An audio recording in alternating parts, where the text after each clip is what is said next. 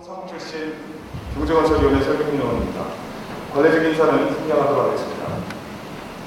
지난 2월 11일 군산시는 드디어 군산 새만금 송전선의 도시계획시설 사업자 시행체육 지정 및 실시계획 인가를 고시했습니다. 이에 한전은 빠르게 사업에 착수해 송전선로 철탑부지 용지 보상의 협의와 기초공사 등 빠르게 착수한다는 것이 방침이라고 언론에 보도했습니다. 이것이 우리가 내린 지중화를 요구했던 주민들의 3년간의 주장과 분쟁 속에 얻은 결론인 것입니다. 물론 그 결론 이면에는 새만금 시대 군산 발전이라는 기업을 많이 유치해야 군산이 발전할 수 있고, 기업을 유지하기 위해서는 전기라는 기반시설이 기본적으로 확충돼야 한다는 대명제가 이런 결론을 내리는데 중요한 역할을 했으리라고 봅니다. 본 의원도 철탑만 아니었다면 이러한 군산 발전 논리의 대명제에는 이견을 달리하지 않습니다.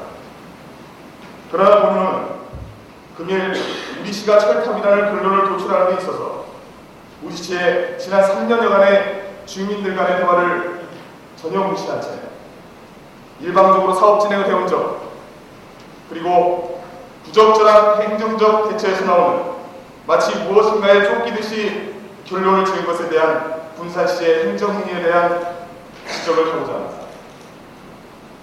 왜 지중화가 아니어야 했고 철탑일 수밖에 없었습니다.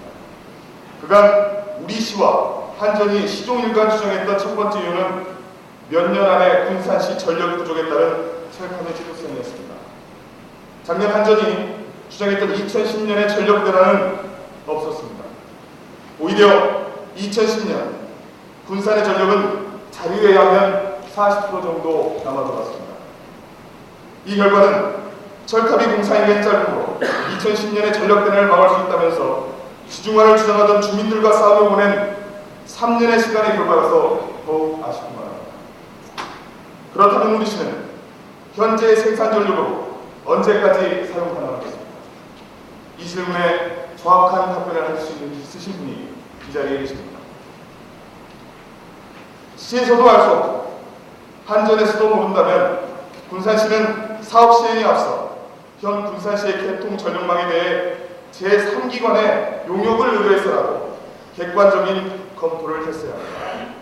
이것이 우리시가 강구한 첫 번째 문제입니다. 그렇게 전력 대란의 논의가 신빙성을 잃자 이제 OCI를 두 번째 이유로 제시합니다.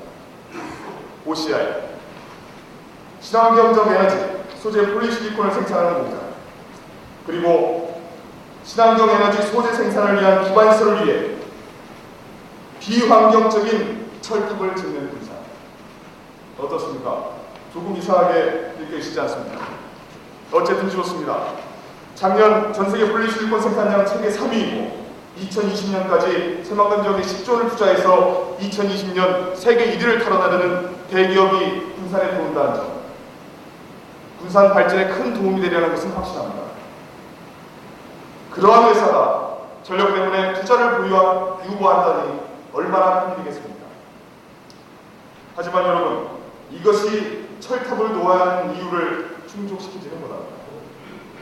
그렇게도 새만금과 산단의 전력난이 걱정된다면 우리시는 지식경제부를 통해 설득하고 이해시켜 지금 가동 중인 경암동 발전소 대신 중부발전소의 건설에 누구보다 힘써서 했습니다.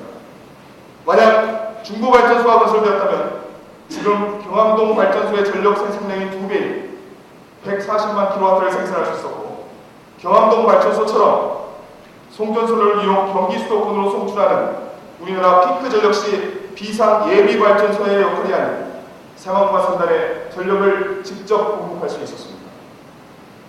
OCI 기류 전력인 30MW를 충분히 충족시키고도 남을 전력입니다.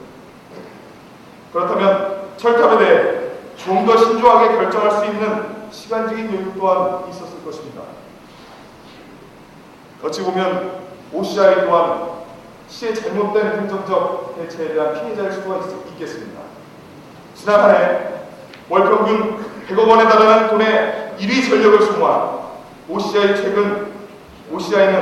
최근 자비 250억 원을 들여 이루사케이의 송전선로를 공사하여 송전선로의 소유는 기반선로로 국가가 됨에도 불구하고 250원을 소유하여 기부 체납을 한 꼴밖에 되지 않았습니다. 이처럼 시의 잘못된 행정은 시민과 기업 이 둘 모두에게 피해를 주었습니다.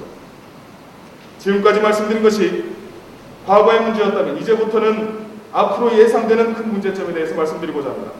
일반적으로 송전선로와 관련해서는 주민들과 소송의 문제가 붙습니다. 공사중지 가처분이 예상되고 주로 손해배상이 문제가 되며 내용으로는 송전선로 통과 구간의 적정성, 사전 환경성 검토, 건강권 보상과 송전선로의 편입 부지 등 재산상의 보상 등의 이유입니다.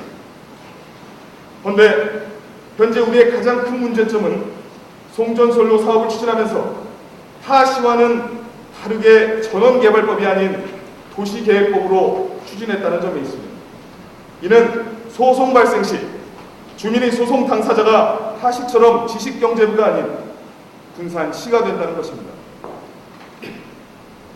이는 군산시가 소송 당사자가 됨으로써 군산시가 주민들의 입장에서 적극 대변하는 것이 아닌 주민들과 소송에 휩싸여 적대적인 관계가 형성될 수밖에 없다는 것입니다. 왜 우리 시가 우리 주민의 권리를 놓고 소송을 해야 됩니다. 그리고 도시계획법으로 사업을 추진함으로써 다시는 한전 자체가 토지 수용 절차를 행하지 못하므로 연락 공고하는 데만 상당한 시간이 소요되어 그동안 주민들과의 이익에 대한 대변할 기회가 있지만 우리 시는 기회조차 없습니다. 또한 우리 시가 안전을 앞으로 향후 주민보상과 관련해 유의해야 될 것이 또 하나가 있습니다. 국민권익위원회에서 송전선로 사업 절차 및 선화지 보상 제도 개선을 지난 12월 말 지식경제부에 권고했습니다. 주요 내용은 이렇습니다. 송전선로 경과지역 선정의 협의 주체에서 배치되었던 기초지방단체단체장을 협의 당사자로 인정해 지역 주민의 의견을 반영할 수 있도록 하고 송전선로 전압별로 보상 모의를 차등화하는 등의 개선안을 마련하라고 관련 부처에 권고했습니다. 우리 시에서는 특히 한전이 지역 지원하는 사업 그런 것 등을 한전 내부 규정으로 실시하는 것을 권익위에서 법률로 규정토록 강화한 만큼 한전과 법률 개정에 준하는 협약을 맺어야 할 것입니다.